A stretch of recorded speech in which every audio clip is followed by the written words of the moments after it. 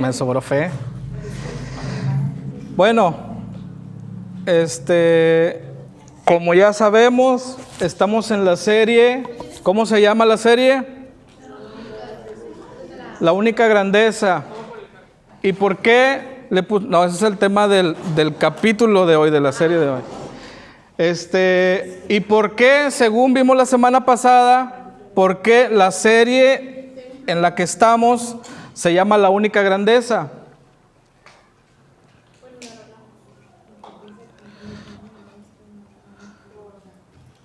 A la una. ¿Por qué dijimos la semana pasada que el tema de esta serie se llama La única grandeza?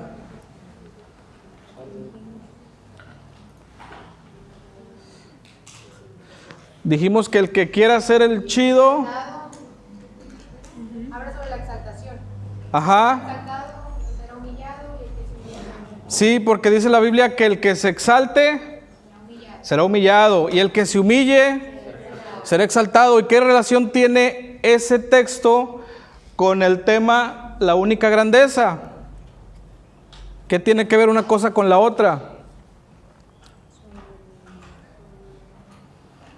Según el concepto bíblico, ¿quiénes son los más grandes? ¿Quiénes son los más importantes?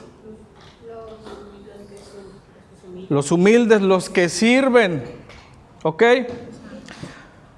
Me iba a traer la hojita de la semana pasada, pero se me olvidó. Bueno, tú le te préstamela, Fanny.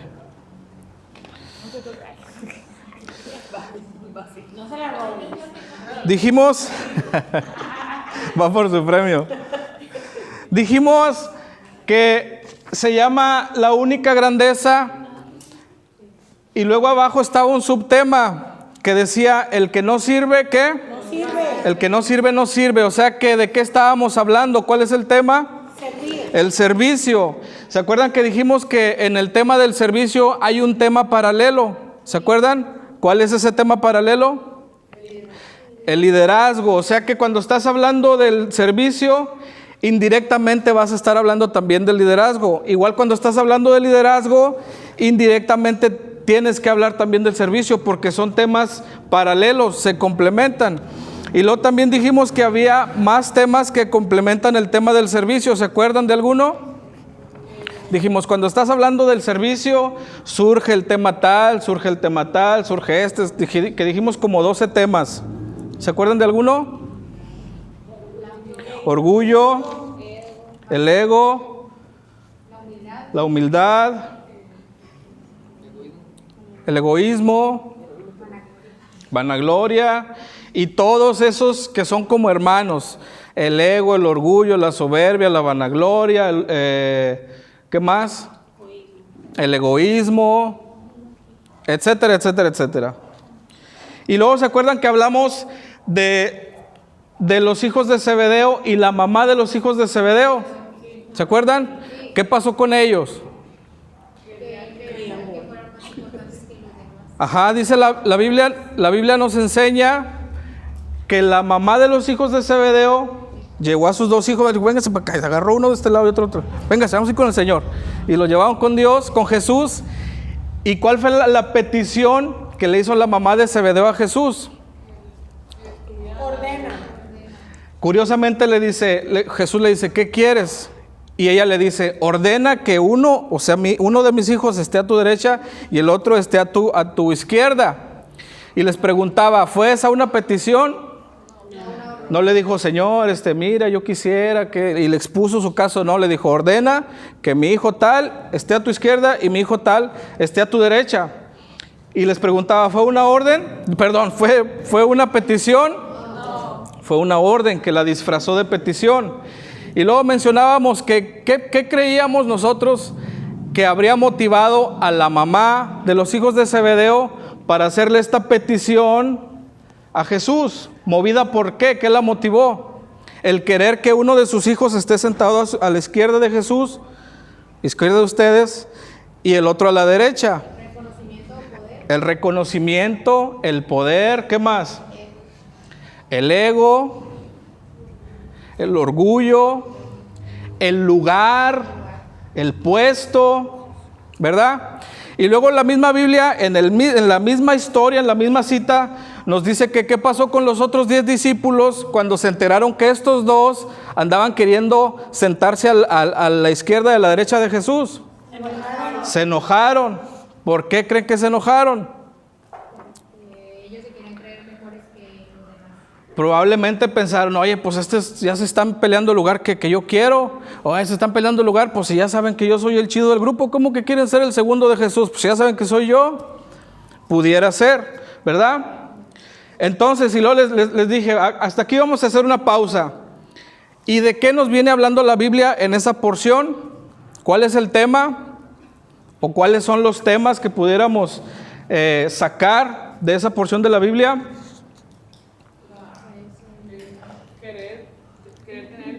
Sí, pueden ser las mismas: el lugar, el poder, el protagonismo, el ego, el orgullo, la soberbia, etcétera, etcétera, etcétera, etcétera. Ok, estamos repasándolo la semana pasada. Vimos que en el mundo los líderes, ¿cómo suele ser su actitud una vez que se les da el puesto? Los líderes mundanos se enseñorean, se aprovechan de su puesto para obtener un beneficio personal, se aprovechan de la gente, se aprovechan de su puesto para resultar ellos beneficiados. Pero dijimos, así trabaja el mundo, así se mueve el mundo. Pero nosotros como cristianos no podemos adoptar esas costumbres o esas ideologías para adaptarlas a nuestra forma de vida o adaptarlas a la iglesia.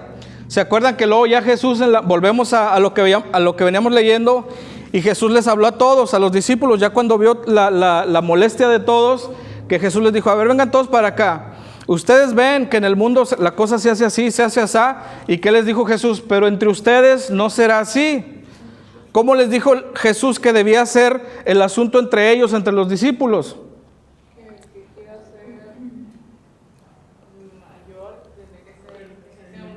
Ajá, el que quiera ser el mayor tendría que ¿qué? Tendría que ser el menor. El que quiera ser el mayor tiene que ser el que le sirve a los demás. ¿Quieres ocupar el lugar? Según Jesús, entonces debe ser el que más sirve. ¿Quieres ser, como mencionábamos el domingo pasado, quieres ser el chido? Entonces debe ser el que más sirve. De hecho, un comentario nada más así rápido. Cuando Jesús quiso moldear el carácter de cada uno de los discípulos, ellos creían, me puso a hacer esto porque yo soy, y como que se halagaban de que Dios los había escogido para eso. Pero en realidad Dios los confrontaba y les decía, no es así, no creas que por eso, vas a hacer en la casa, sino que quieren moldear el carácter, y ahí se enlaza con el servicio. Ajá, que era lo que también mencionábamos la semana pasada, que luego solemos confundir que cuando Dios nos da un cargo es porque, Dios ya me descubrió, ya te diste cuenta, Señor, de mi talento, de mi capacidad, y decíamos todo eso que luego pensamos, de mi belleza y de que me he visto muy bien y de que soy influyente, ya me descubriste, Dios. O también lo que luego pensamos, tantas oraciones que te he hecho, Dios, tantos ayunos, ya me lo estás pagando, como si Dios nos debiera algo. Y no es así. Si Dios te pone, no ha sido para posicionarte por encima de los demás. Todo lo contrario, te pone para que le sirvas a todos los demás. Ese es el concepto cristiano del liderazgo. ¿Ven cómo van de la mano los dos temas? Yo vi una imagencita que se me fue la onda, la quería descargar. Busqué, igual, buscando ayudas gráficas para el tema, busqué un icono que representara el liderazgo, pero cristiano, y encontré una imagen muy buena. No sé si han visto unas imágenes que son todos blancos, como de puras bolitas. Y así estaba uno, y se lo voy a describir más o menos. Hagan de cuenta que uno estaba así, y el otro estaba poniendo su pie como queriendo subir. Esa es la descripción gráfica del liderazgo cristiano, del servicio. Tú eres ese escalón que va a hacer que el otro suba. O sea, es completamente opuesto a lo que el mundo que nos enseña, que el que no tranza no avanza, que hay que aprovecharte de tu puesto. ¿Mande? Así dice una frase, que el mundo es de los vivos. Sí, esa es la ideología del mundo, pero la ideología de la Biblia, lo que nos enseña la Biblia, es completamente opuesto. O sea, no es de que sea diferente, no, es opuesto completamente. ¿Ok? Entonces, bueno, ya para Bueno, ya al último. Dijimos que había 4 tipos de personas a la hora de servir. ¿Se acuerdan cuáles son? El que sabe hacerlo. El que sabe hacerlo, pero... Pero quiere hacerlo. Ajá, o sea, está el que sabe hacerlo con diferentes actitudes. Está el que sabe hacerlo, pero quiere hacerlo. O está el que sabe hacerlo y quiere hacerlo. O sea, sabe y tiene la disposición. Y está el que sabe, pero no quiere. El burro que salió espontáneamente la ilustración de un burro, que decíamos que si a usted no les ha tocado ver, cuando le echan carga a un burro, que un burro en el rancho pues es para eso, para trabajar. Entonces tú le pones carga al burro para que haga para lo que lo tienes ahí, y resulta que se amacha y no lo haces que se mueva y se le cuelgan así del mecate, y de atrás le suenan con lo que se hallan y no lo hacen andar.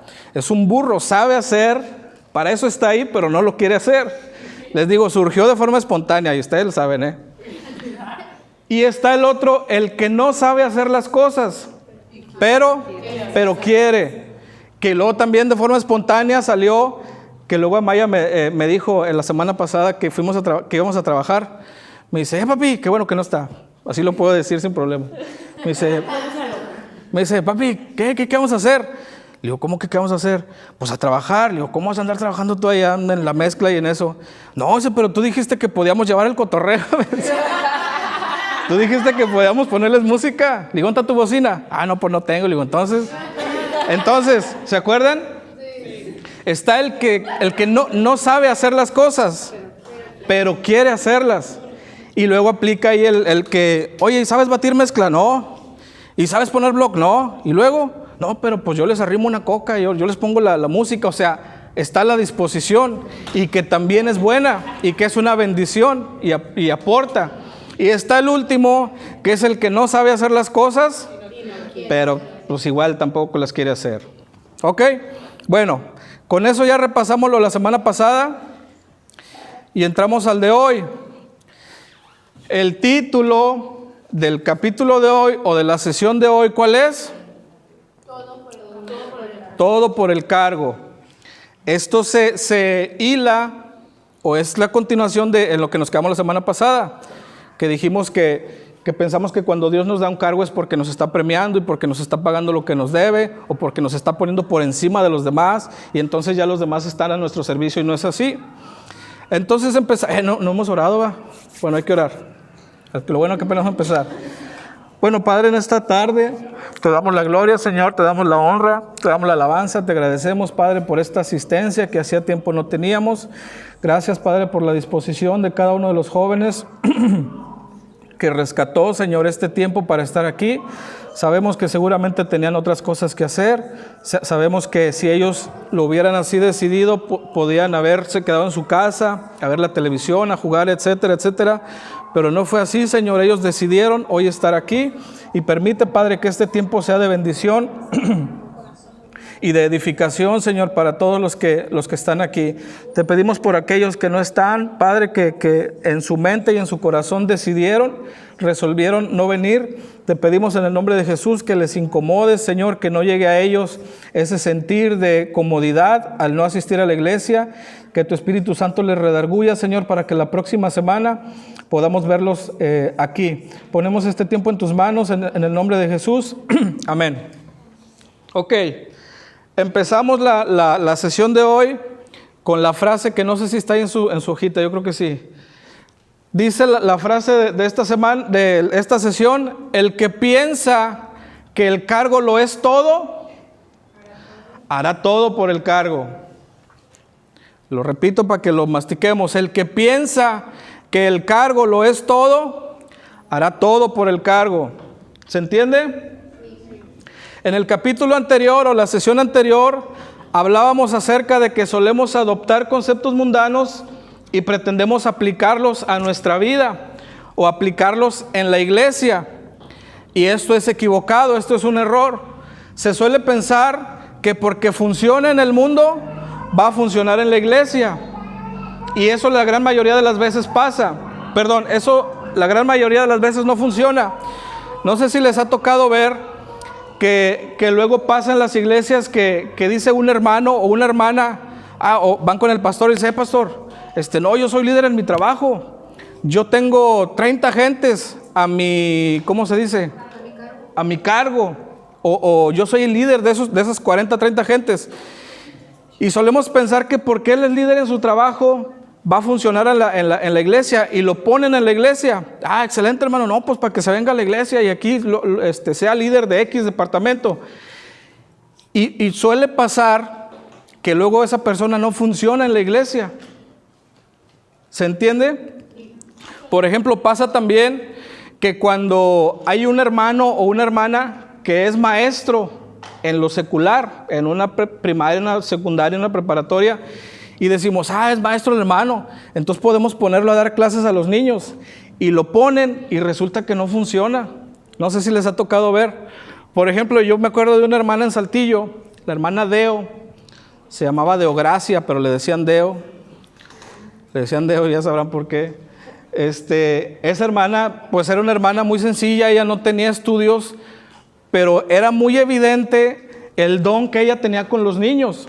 A mí un tiempo me pusieron a ayudarle y no, pues yo no daba con bola. Yo decía, no, hombre, no sé la hermana qué paciencia tiene, porque mientras, por ejemplo, a veces que me tocaba a mí exponer con los niños, te ponían atención 3, pero otros ya andaban allá peleándose. Eran más los que andaban allá peleándose, gritando y corriendo con el juguete que los que te ponían atención. Pero notaba yo que cuando la hermana venía, me decía, a ver, niños, el hermano está hablando, y todos los niños se sentaban. Yo decía, órale, o sea, ves que hay gente que tiene el don de Dios, que tú te estás ahí desgarrando la garganta y trajiste tus dibujitos y cuánta cosa para que los niños te pusieran, y no te pusieron atención. Y la hermana con 3 palabras, a ver, niños, y con ese don, pues es que no hay otra forma de decirlo, con ese don se para, y a ver, niños, se paraba, y todos los niños, hagan de cuenta que les habían prendido un switch o un no sé qué, y enseguida como que habló la hermana, y volteaban todos y se sentaban. ¿Se entiende el ejemplo? Sí. Cuando quieres poner gente que porque funciona en el mundo, crees que porque funciona en el mundo va a funcionar en la iglesia. Y también pasa al revés. Pasa que personas que trabajan en la iglesia y funcionan en la iglesia, y los pones en algo secular y no funcionan. ¿Por qué creen que sea eso?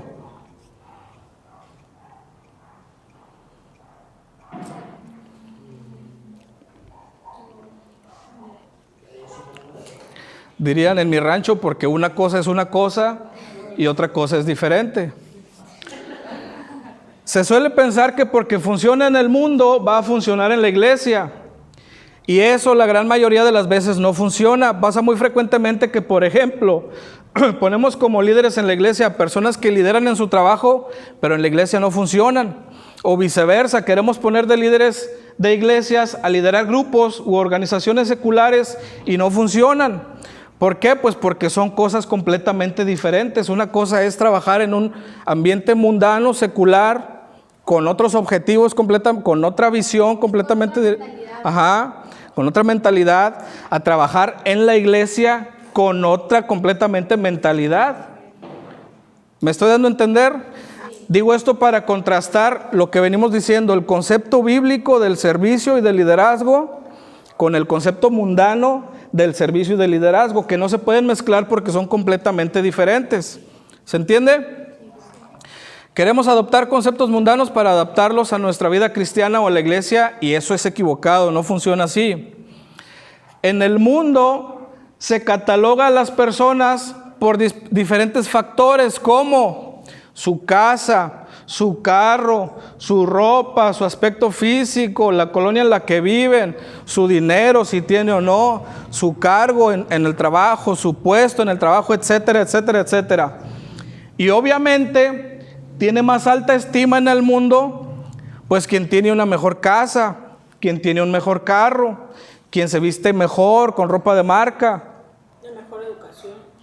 Una mejor educación. Eres tratado diferente en el mundo si tienes todas estas cosas, todos estos factores. Un ejemplo ahí, hermano, como a mí, que yo, trabajamos con pacientes, y Diana no me deja mentir, a veces nos dicen, es que es familiar de la doctora tal y tienes que tratarlo bien, y yo siempre me le quedo viendo y le digo, es que no, Es que porque es de este que influencia tanto, y digo, es que para mí los pacientes siempre van a ser iguales y así como trato voy a tratar. Sí.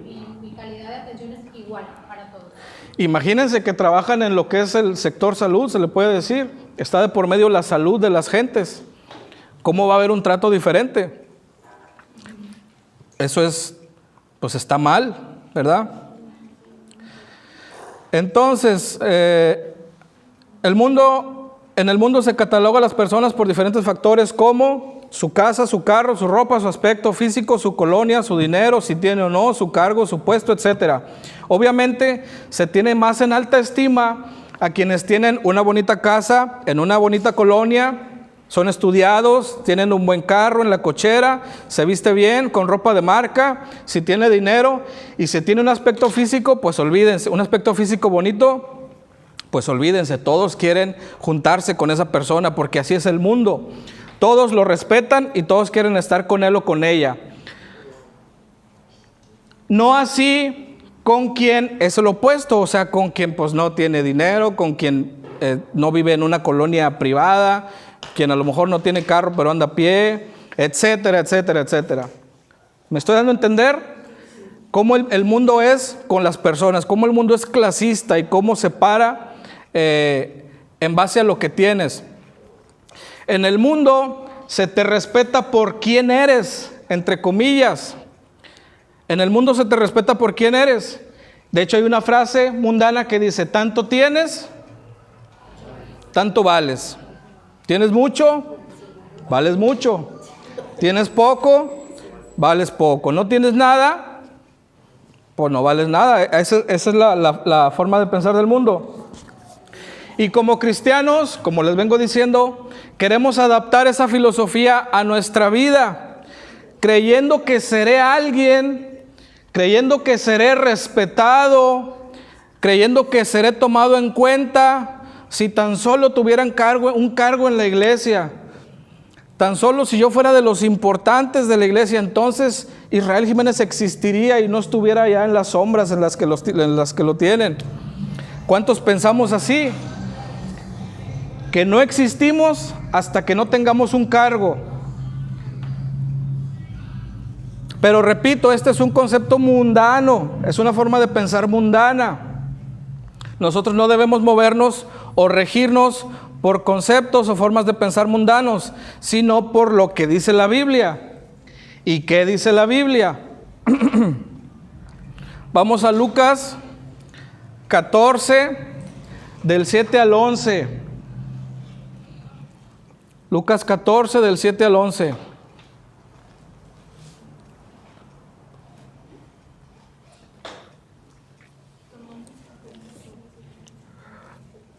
¿Ya estamos ahí? Lucas 14, del 7 al 11. Ustedes me siguen con su mirada, o sea, con su vista ahí en la Biblia, y yo lo leo. Lucas 14.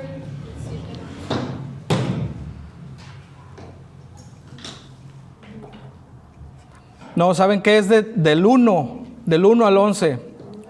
Sí. Lucas 14, del 1 al 11. ¿Ya estamos ahí? Ok. Dice, ustedes siguen ahí con su mirada en la Biblia. Aconteció un día de reposo. ¿Qué pasaba los días de reposo? Nada, no se hacía nada. O sea, no podías ni siquiera pasar por el camino y levantar una espiga porque los fariseos se te iban.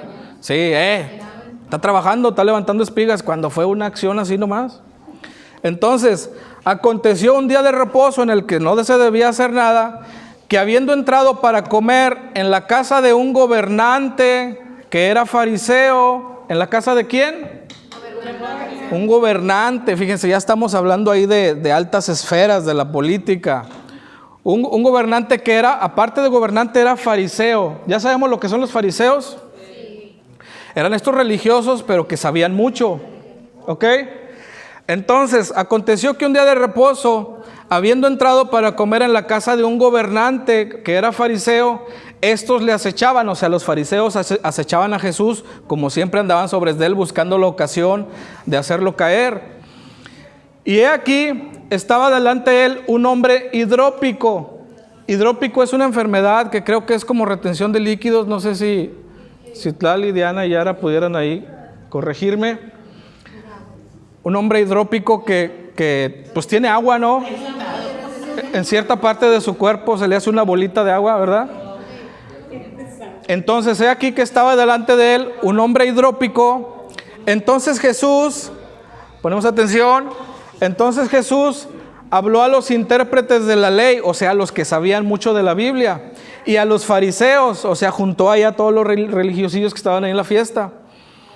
Y les dijo, a ver, ¿es lícito sanar en el día de reposo?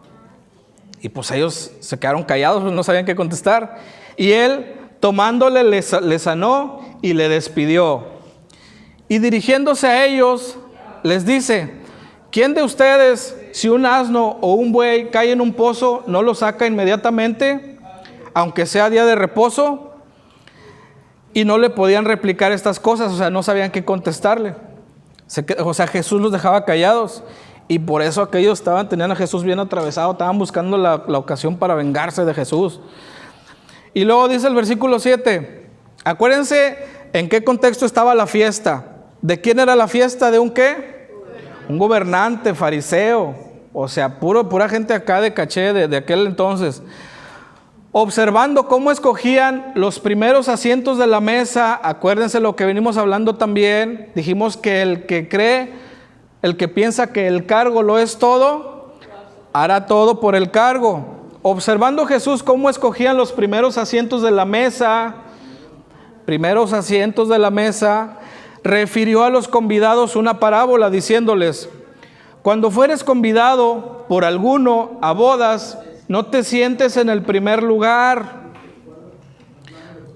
no sea que otro más distinguido que tú esté convidado por él, y viniendo el que te convidó a ti, te diga, dale chance a este, ¿no? ¿Se imaginan la escena? Hagan de cuenta que esta es la fiesta, esta es la mesa principal, y no, pues ahí están todos los principales, todos ustedes son acá los chidos, ahí los amigos del gobernante, pero de repente Abby se sentó ahí y dice, oye, Abby, ¿qué?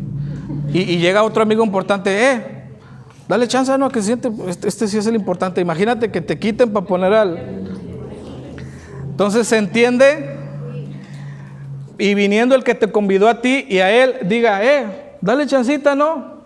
Entonces comiences con vergüenza a ocupar el último lugar. ¿Se entiende?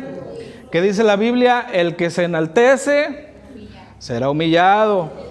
Conceptos bíblicos del servicio, conceptos bíblicos de liderazgo. ¿Se entiende? Sí. Mas cuando fueres convidado, ve y siéntate allá en el último lugar, allá al lado de los baños, porque más vale que te vean y, ¿qué estás haciendo acá? Vente, arrímate. Es mejor, ¿verdad? A que creyéndote todo acá chido te sientas mero adelante, dale chance a este, no, hágase tantito para atrás, mijo. ¿Se entiende? Mejor siéntate hasta atrás para que el que te convidó diga, no, hombre, ¿qué estás haciendo allá? Arrímate para acá. Concepto bíblico del liderazgo y concepto bíblico del servicio. Mas cuando fueres convidado, ve y siéntate en el último lugar, para que cuando venga el que te convidó te diga, amigo, sube más arriba, entonces tendrás gloria delante de los que se sentaron contigo a la mesa, porque cualquiera que se enaltece será humillado, y el que se humilla será enaltecido. Este texto debe estar grabado en nuestra mente, en nuestro corazón, pero tanto como nuestro nombre. Porque cualquiera que se enaltece será humillado, y cualquiera que se humilla será enaltecido. ¿Qué dijimos? ¿Qué dice la Biblia? ¿Quieres ser el mayor en el reino de los cielos? Humíllate. ¿Quieres ser el líder de X cosa? Humíllate, sírveles. ¿Ok? Siguiendo en el mismo, vamos a Proverbios 25, 6 y 7. Yo traigo la Nueva Versión Internacional, pero igual dice lo mismo en diferentes palabras. Proverbios 25, 6 y 7. Fíjense, pongamos atención a lo que nos dice Salomón. ¿Y quién fue Salomón? El hombre más sabio que ha pisado esta tierra, el hombre más rico, el hombre más famoso de aquella época. Salomón, si tuviera Instagram en aquel entonces, fuera el que tuviera más seguidores. Si tuviera Facebook, fuera el que tuviera más seguidores y más amigos.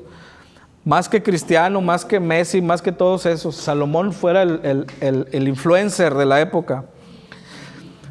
Entonces, el hombre más sabio, el más rico, el más famoso de su época, que dice la Biblia, que no negó nada a sus ojos y a su corazón. ¿Qué significa eso? Que cosa que él veía y se le antojaba, se la compraba. Llámese carro, llámese casa, llámese comida, llámese incluso mujer. Dice la Biblia que tuvo como 1000 mujeres. Cosa que él veía y la deseaba, él la tenía. ¿Qué tendrá para decirnos Salomón en este tema? Dice Proverbios 25, 6 al 7. No te des importancia delante del rey. ¿Qué significa eso? No te des importancia delante del rey. No te enaltezcas. Ni reclames un lugar entre la gente importante. Vale más que el rey te diga, sube acá, que era lo mismo que dijo Jesús, y no que te humille delante de toda esa gente importante. ¿Tiene relación con lo que venimos diciendo? Sí. Toda la relación. ¿Se entiende? Sí. El que piensa que un cargo lo es todo, ¿hará qué cosa? Hará todo por el cargo. El que piensa que el cargo lo es todo, se va a sentar en las primeras filas.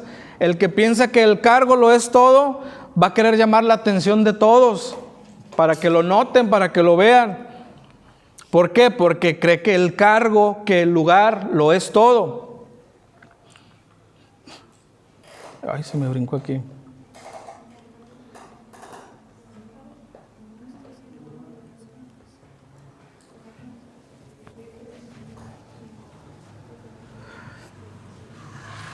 ¿Se acuerdan que, bueno, en educación cristiana hablamos sobre la motivación correcta?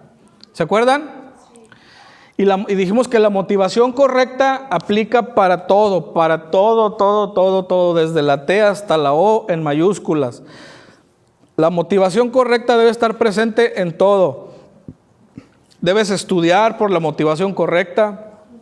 Debes venir a la iglesia por la motivación correcta.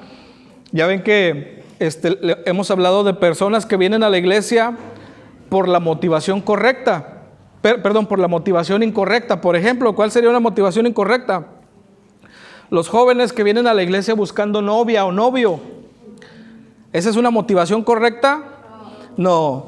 Y luego cuando se pelean ahí entre novios o novias, se salen heridos. Y peor tantito, peor cuando dicen que la iglesia me hirió, el hermano me hizo, la hermana me hizo. Y todo eso sucedió porque desde un principio, ¿qué? Viniste por una motivación incorrecta a la iglesia. Y les digo, y este tema de la motivación correcta aplica para todo. La mayoría de ustedes hacen algo en la iglesia, o tienen un cargo en la iglesia, o tienen una función en la iglesia. Y todos, ahí se aplica a todos, el día de mañana tendrán un cargo o una función en la iglesia. Y cuando ese día llegue, va a ser importante que te preguntes, y los que ya tienen un cargo, sería bueno que hoy se pregunten, ¿por qué lo haces? Como dicen por ahí, ¿por qué haces lo que haces? ¿Por qué haces lo que haces en la iglesia? ¿Es por la motivación correcta? ¿O detrás de lo que haces fuiste movido así como la mamá de los hijos de Zebedeo, por ego, por orgullo, por el puesto? Porque el que piensa que el cargo lo es todo, haría todo por el cargo. ¿Cuál es la motivación que te tiene donde estás? ¿Por qué haces lo que haces? Y es el tiempo en el que hacemos ahí nuestro análisis personal. En grupo podemos responder y podemos mentir y podemos engañarnos. Pero tú y Dios, ¿puedes engañar a Dios? Entonces sé honesto contigo y respóndete a ti mismo la pregunta: ¿por qué haces lo que haces? ¿Qué te motiva a hacer lo que haces? ¿Hay un deseo genuino, verdadero, de servir a Dios y en consecuencia obviamente primero servirle a la gente?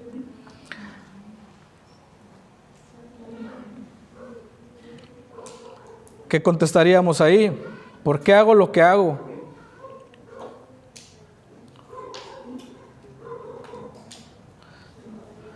Conclusión. No busques los mejores lugares para ser visto por los demás. No busques los mejores lugares para exaltarte a ti mismo.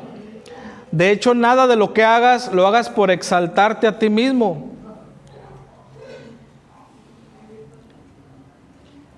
No busques que la gente te tenga en alta estima por lo que aparentas ser, sino por lo que verdaderamente eres. ¿Se entiende? No busques que la gente te tenga en alta estima por algo que aparentas ser, sino que te tenga en alta estima por quien verdaderamente eres.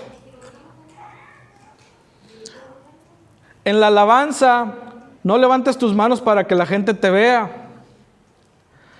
En la alabanza, no dances para que la gente te vea. Acuérdense que venimos hablando de las motivaciones correctas. No dances para que la gente te vea. No busques la aprobación de la gente. No quieras el like de la gente. No busques estar delante. Recuerda que la gloria es ¿de quién? La gloria es de Dios. Así que aunque tú te despeines, te desgreñes y te tires en el piso y cuanta cosa hagas, la gloria es de Dios y no puedes hacer nada. Ahora un punto importante: no es malo estar delante. O sea, en el tema ya como de liderazgo, no es malo estar delante. No es malo con un corazón limpio desear un liderazgo. Pero será cuando Dios te ponga, no cuando tú mismo te pongas a ti mismo. Y cuando Dios te ponga, dice, porque cuando tú mismo te pones a ti mismo delante, eso lo único que hará es que te hará más arrogante de lo que ya eres. Porque una persona que quiere estar enfrente ya es arrogante. Y cuando llegue a estar adelante, pues va a ser más arrogante de lo que ya era. ¿Se entiende? Cuando estás delante porque tú te pusiste, solo te hará más arrogante de lo que ya eres. Acuérdense que siempre decimos que lo que tú mismo alimentas, ¿qué pasa? Lo haces más grande. Y lo que tú mismo alimentas lo haces más grande y más fuerte, más incontrolable. Va a llegar el día en que lo alimentaste tanto que tú mismo ya no lo controlas, ya no puedes con él. Cuando estás delante porque tú te pusiste, solo te hará más arrogante de lo que ya eres. Y cuando Dios te pone, Él mismo prepara tu corazón antes de ponerte. Y una vez que estés en el lugar como Dios te puso, Él cuida tu corazón. ¿De qué lo cuida? Porque una vez que estás delante, va a haber críticas, va a haber chismes. Y si lo haces mal, pues también va a haber críticas y chismes porque lo hiciste mal. Entonces, si no estás preparado, si Dios no prepara tu corazón para eso, pues ¿qué te espera cuando estés ahí? No vivamos creyendo que el cargo lo es todo, porque entonces haremos todo por el cargo. ¿Por qué? Porque el que piensa que el cargo lo es todo, hará todo por el cargo. ¿Se entendió?